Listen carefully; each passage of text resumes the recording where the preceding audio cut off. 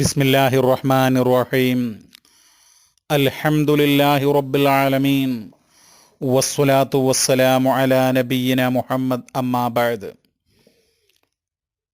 ഇവിടെ ഒരു YouTube link കൊണ്ടുവരികയുണ്ടായി. അപ്പം അതിൻ്റെ ഹെഡിങ് ഖുർആൻ വചനങ്ങൾക്ക് പുല്ല് വില കൽപ്പിച്ച് ഹാദിയ എന്നുള്ളതാണ്. അപ്പോൾ ആ സംസാരം ഷാറോൺ എന്ന് പറയുന്ന ഒരു ഇസ്ലാമിനെ വളരെ അന്ധമായി നിശിതമായി വിമർശിക്കുകയും ഇസ്ലാമിനെതിരെ ദുരാരോപണങ്ങൾ നടത്തുകയും ചെയ്യുന്ന ഒരു വ്യക്തിയുടേതാണ്. ഏകദേശം ഒരു 9.5 മിനിറ്റോളമുള്ള സംസാരമാണ്. അതിനകത്ത് അദ്ദേഹം പറയുന്നത് ഹാദിയ ഖുർആനിൻ്റെ വചനങ്ങൾക്ക് പുല്ല് വില കൽപ്പിച്ചിരിക്കുന്നു എന്ന് സ്ഥാപിക്കുകയാണ്. അതിന് കാരണമായിട്ട് അയാൾ പറയുന്നത് ഹാദിയയുടെ അമ്മയും അച്ഛനും അവരെ സന്ദർശിച്ച് സംസാരിക്കുന്നതോ മറ്റോ ആയിട്ടുള്ള ഒരു ഫോട്ടോ ഒക്കെ കൊടുത്തിട്ട് ഇത് ഖുർആനിനെതിരാണ്, ഖുർആനിന് വില കൽപ്പിക്കാത്ത ഹാദിയ എന്നിങ്ങനെ പറഞ്ഞുകൊണ്ടാണ്. അതിന് തെളിവായിട്ട് അദ്ദേഹം പറയുന്നത് പരിശുദ്ധ ഖുർആനിലെ 9-ാം അധ്യായത്തിലെ 23-ാമത്തെ സൂക്തമാണ്. അപ്പോൾ സഹോദരങ്ങളെ, ആദ്യമേ പറയട്ടെ, ഇത് ഇസ്ലാമിനെക്കുറിച്ച് അല്പമെങ്കിലും അറിയുന്ന ആളുകൾക്കറിയാം. ഈ വ്യക്തി ഷാരോൺ എന്ന് പറയുന്ന ഈ വ്യക്തി സോഷ്യൽ മീഡിയയിലൂടെ നിരന്തരം ഇസ്ലാമിനെ അവഹേളിക്കുകയും ആക്ഷേപിക്കുകയും പരിഹസിക്കുകയും ഇസ്ലാമിനെ നിന്ദിക്കുകയും ഒക്കെ ചെയ്യുന്ന ഒരു വ്യക്തിയാണ്. അദ്ദേഹം വിചാരിക്കുന്നത് ഇങ്ങനെ ചില ഖുർആൻ്റെ വചനങ്ങളോ അല്ലെങ്കിൽ ഇസ്ലാമിനെക്കുറിച്ച് ആക്ഷേപിക്കുകയൊക്കെ ചെയ്താൽ ഇസ്ലാം തകർന്നു പോകും, മുസ്ലിങ്ങളെല്ലാം ഇസ്ലാം മതം ഉപേക്ഷിച്ച് ഇദ്ദേഹത്തിൻ്റെയൊക്കെ പിറകെ കൂടും എന്നുള്ള ഒരു സ്വപ്നത്തിലായിരിക്കാം ഇദ്ദേഹം ഇങ്ങനെയൊക്കെ പറയുന്നത്. എന്ന് മാത്രമല്ല, അദ്ദേഹത്തിന് ഇസ്ലാമിനെ തകർക്കാൻ രഹസ്യമായും പരസ്യമായും പരിശ്രമിക്കുന്ന ആളുകളുടെ അച്ചാരം ലഭിച്ചിട്ടുണ്ടാകാം. അദ്ദേഹം അവരുടെ ഒരു പിണിയാളായിരിക്കാം. ഏതായിരുന്നാലും നമുക്ക് ഇതിനെ സംബന്ധിച്ച് കൃത്യമായ ഒരു മറുപടി നൽകാനാണ് ഈ സന്ദർഭം വിനിയോഗിക്കുന്നത്. സഹോദരങ്ങളെ, അദ്ദേഹം പറയുന്നത് പരിശുദ്ധ ഖുർആനിലെ 9-ാം അധ്യായം 23-ാം സൂക്തം അതിന് വിരുദ്ധമായിട്ട് ഹാദിയ പ്രവർത്തിച്ചു എന്നുള്ളതാണ്. അപ്പം ഈ വിഷയത്തിലേക്ക് വരുന്നതിന് മുമ്പ് അദ്ദേഹം ഹാദിയെക്കുറിച്ച് ആക്ഷേപിക്കുന്നുണ്ട്. എന്തുകൊണ്ടാണ് ഹാദിയയുടെ ഇസ്ലാമാശ്ലേഷണം ഇത്ര വലിയ ചർച്ചയാകാനുണ്ടായ കാരണം? എത്രയോ ആളുകൾ മതം മാറുന്നുണ്ട്, ഇഷ്ടമുള്ള പുരുഷൻ്റെ കൂടെ ജീവിക്കുന്നുണ്ട്, അതൊന്നും വിഷയമായില്ലല്ലോ, ഇത് വലിയ വിഷയമാകാനുള്ള കാരണം എന്ത് എന്നൊക്കെ അദ്ദേഹം പറഞ്ഞുകൊണ്ട് ഒരു വലിയ പ്രശ്നങ്ങളാക്കി ചിത്രീകരിക്കാൻ അദ്ദേഹം വല്ലാതെ ശ്രമിക്കുന്നുണ്ട്. അപ്പോൾ സുപ്രീം കോടതി പോലും ഹാദിയക്ക് അനുകൂലമായി വിധിച്ചതിൽ ആ വിധിയൊന്നും ഈ സുഹൃത്തിനെ, ഈ ചങ്ങാതിക്ക് ഇഷ്ടപ്പെട്ടില്ല. അതിൻ്റെ കലിയാണിപ്പോൾ ഹാദിയയോടും മുസ്ലിങ്ങളോടും ഇസ്ലാമിനോടും ഒക്കെ അദ്ദേഹം തീർക്കുന്നത്. ഏതായിരുന്നാലും വിശുദ്ധ ഖുർആന്റെ വചനം 9-ാം അധ്യായം 23-ാമത്തെ സൂക്തമാണ് അദ്ദേഹം ഉദ്ധരിക്കുന്നത്. യാ അയ്യുഹല്ലദീന ആമനൂ ലാ തത്തഖിദു ആബാഅക്കും വ ഇഖ്വാനക്കും ഔലിയാ ഇനിസ്തഹബ്ബുൽ കുഫ്ര അലൽ ഈമാൻ വമൻ യതവല്ലഹും മിൻകും ഫഉലൈക ഹുമുൽ ളാലിമൂൻ. ഈ വചനങ്ങട്ട് ഓതിയിട്ട് അദ്ദേഹം ഹാദിയ ഖുർആന്റെ ആയത്തുകൾക്ക് ഒരു വിലയും കൽപ്പിച്ചില്ല എന്നാണ് സ്ഥാപിക്കുന്നത്. എന്താണ് ആ ആയത്തിൻ്റെ അർത്ഥം? എന്താണ്? ഏത് പശ്ചാത്തലത്തിലാണ്? ഇതൊക്കെ നമുക്ക് വളരെ വ്യക്തമായി എന്നാൽ ഹ്രസ്വമായിട്ട് നമുക്ക് മനസ്സിലാക്കാം.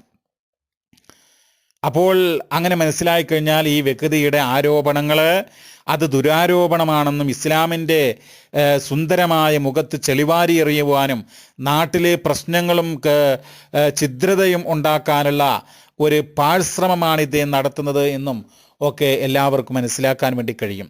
സഹോദരങ്ങളെ, ഈ ആയത്തിൽ പറയുന്നത് യാ അയ്യുഹല്ലദീന ആമനു, അല്ലയോ സത്യവിശ്വാസികളെ, ലാ തത്തഖിദു ആബാഅക്കും വ ഇഖ്വാനക്കും ഔലിയാ, നിങ്ങളുടെ പിതാക്കന്മാരെയും അതുപോലെ തന്നെ നിങ്ങളുടെ സഹോദരങ്ങളെയും ഒക്കെ അവർ ഇനിസ്തഹബ്ബുൽ കുഫ്ര അലൽ ഈമാൻ, സത്യവിശ്വാസം ഒഴിവാക്കി സത്യനിഷേധത്തെ അവർ പുലുകുകയാണ് എങ്കിൽ അങ്ങനെയുള്ള നിങ്ങളുടെ മാതാപിതാക്കളെയും സഹോദരങ്ങളെയും ഔലിയാക്കളായി നിങ്ങൾ സ്വീകരിക്കരുത്.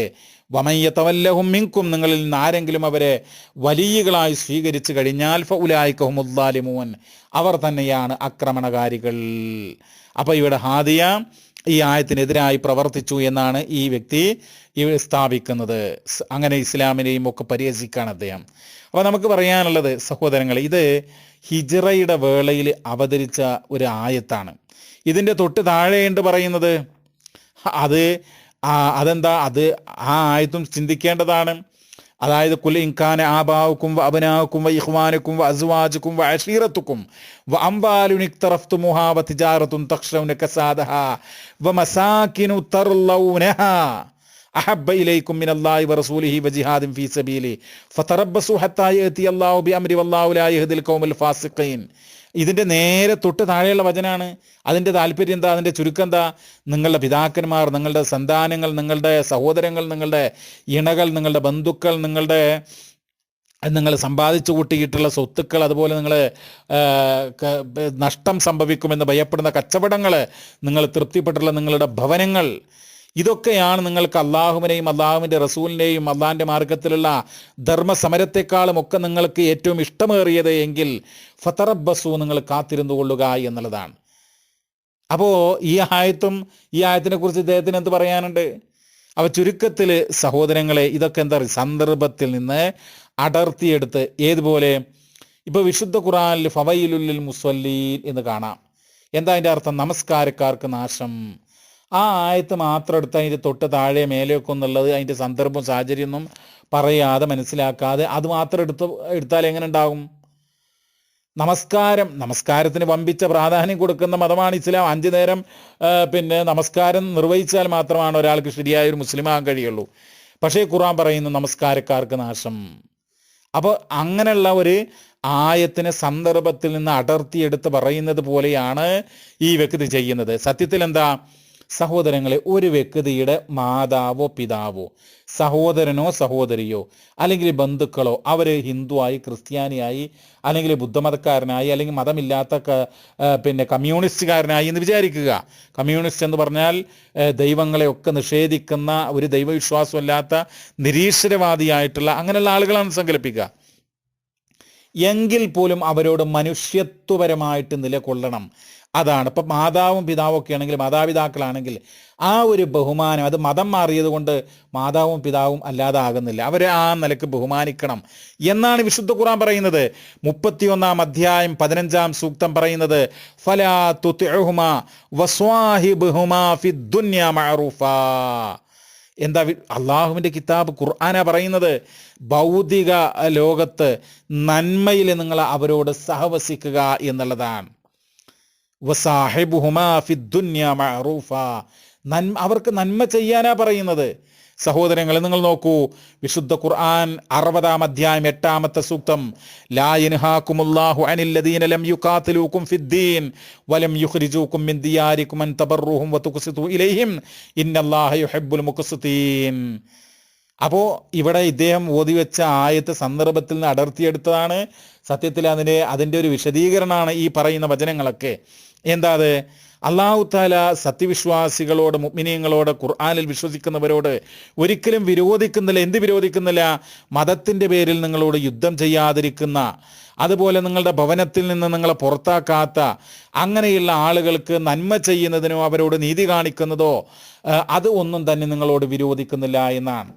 അപ്പോൾ തീർച്ചയായിട്ടും ഏതൊരു മതവിശ്വാസിയാകട്ടെ, മുസ്ലിം അല്ലാത്ത ഏതൊരു മതവിശ്വാസിയാകട്ടെ, അവർ മുസ്ലിങ്ങളോട് യുദ്ധം ചെയ്യുന്നില്ല എങ്കിൽ, മുസ്ലിങ്ങളുടെ ഭവനങ്ങളിൽ നിന്ന് മുസ്ലിങ്ങളെ പുറത്താക്കുന്നില്ല എങ്കിൽ അവർക്ക് നീതിയും നന്മയും ചെയ്യാൻ ഒരു വിരോധമില്ല എന്ന് മാത്രമല്ല, ഇന്നല്ലാഹ യുഹിബ്ബുൽ മുഖ്സിതീൻ, അവർക്ക് നീതിയും നന്മയും ചെയ്യുന്നത് അല്ലാഹു ഇഷ്ടപ്പെടുന്നു, തീർച്ച.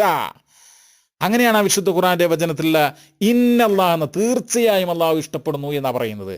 അപ്പോൾ നിങ്ങൾ ഇവിടെ ഹാദിയ അവരുടെ മാതാപിതാക്കൾക്ക് അവരോട് ഒന്നിച്ചിരുന്ന് സംസാരിക്കുന്നു, ആ സന്തോഷം അവർ സമൂഹ മധ്യത്തിൽ അതിൻ്റെ ഫോട്ടോ നൽകുന്നു. അത് വളരെ സ്വാഗതാർഹമായ കാര്യമല്ലേ? ഒരു സഹോദരി അവരുടെ മാതാപിതാക്കളെ ബഹുമാനിക്കുക, അവരോട് ബന്ധം പുലർത്തുക, അത് ഖുർആനിൻ്റെ അധ്യാപനമാണ്. അതാണ് ഖുർആൻ ആഹ്വാനം ചെയ്യുന്നത്, അതാണ് ഖുർആനിൻ്റെ താല്പര്യം. മഹാനായിട്ടുള്ള ഇമാം ബുഖാരി റഹിമഹുല്ല 3183 നമ്പറായിട്ട് കൊടുക്കുന്ന ഒരു തിരുവചനമുണ്ട്, പ്രവാചകന്റെ മൊഴിയാണ്. എന്താണ് ആ മൊഴി എന്നറിയോ? അതിൽ കാണാം അസ്മാ ബിൻത് അബീബക്കർ റളിയല്ലാഹു അൻഹ, അസ്മാ റളിയല്ലാഹു അൻഹ അവരെന്ത് ചെയ്തു? അവരുടെ മാതാവ് ഒരു കാലഘട്ടത്തിൽ ഇതുപോലെ അവിശ്വാസിയായിരുന്നു. അവരവിശ്വാസിനിയാണ്. അവരുടെ അടുക്കൽ വന്നു.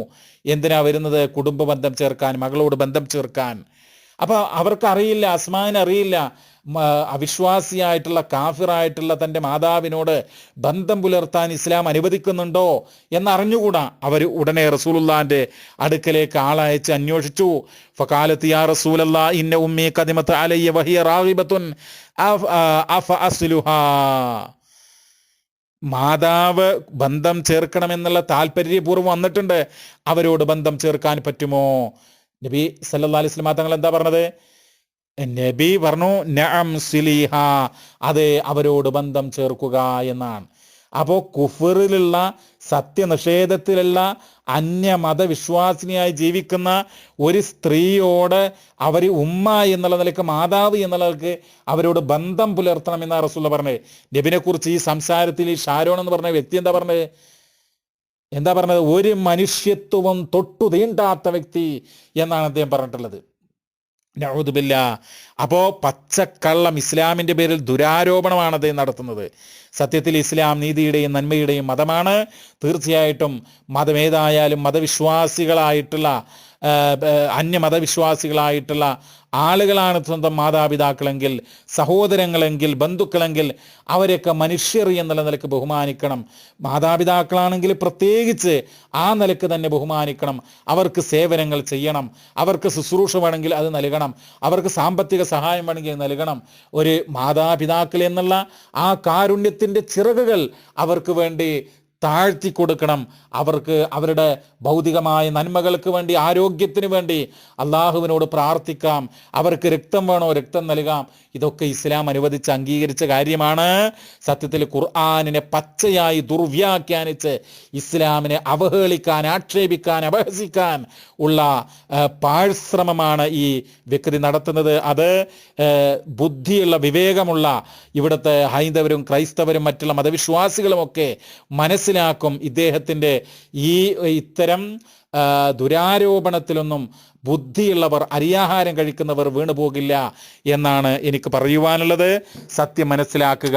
അള്ളാഹു അനുഗ്രഹിക്കട്ടെ. വസല്ലല്ലാഹു വസല്ലമ അലാ നബീന മുഹമ്മദ് വൽഹംദുലില്ലാഹി റബ്ബിൽ ആലമീൻ.